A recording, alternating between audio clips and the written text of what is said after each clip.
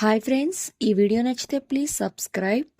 ఇక అందరూ హాల్లో ఉంటారు. కౌశికి అయితే చాలా టెన్షన్ పడిపోతూ బాబుని ఎత్తుకుని అలా కూర్చుని ఉంటుంది.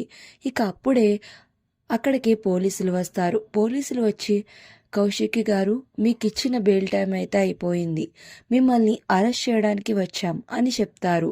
ఇక ఆ మాటలు వినగానే నిషి ఇంకా యువరాజ్ అయితే చాలా సంతోషంగా హ్యాపీగా నవ్వుకుంటూ ఉంటారు. ఇక కౌశికి మాత్రం బాధగా చూస్తుంది.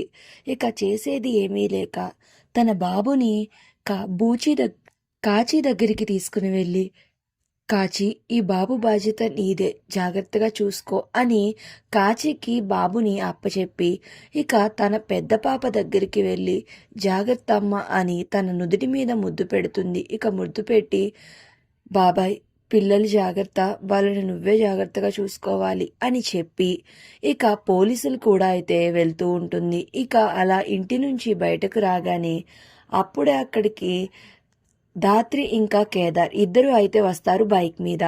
ఇక ఎస్ఐ గారు ఆగండి అని అంటూ ఉంటారు. ఇక ఆ మాటలు వినగానే ఇక కౌశికి ఇంకా పోలీసులు అయితే ఆగిపోతారు. ఆగిపోయి అలా ధాత్రి వంక చూస్తూ ఉంటారు. ఇక అప్పుడే యువరాజ్ వాళ్ళ నాన్న అయితే అంటూ ఉంటాడు, అమ్మ ధాత్రి, కౌశికిని అరెస్ట్ చేసి తీసుకెళ్ళిపోతున్నారు.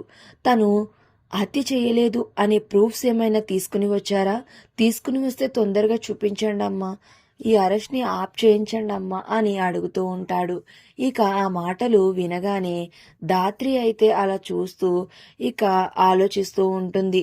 మరి ఆఫీస్లో దొరికిన క్లూస్ ఆధారంగా నిందితుల ముగ్గురి గురించి చెప్తుందా, లేదా ఇంకా ఏదైనా ప్రూఫ్స్ కావాలని వెయిట్ చేస్తుందా అనేది నెక్స్ట్ రివ్యూలో తెలుసుకుందాం. ఈ వీడియో నచ్చితే ప్లీజ్ సబ్స్క్రైబ్.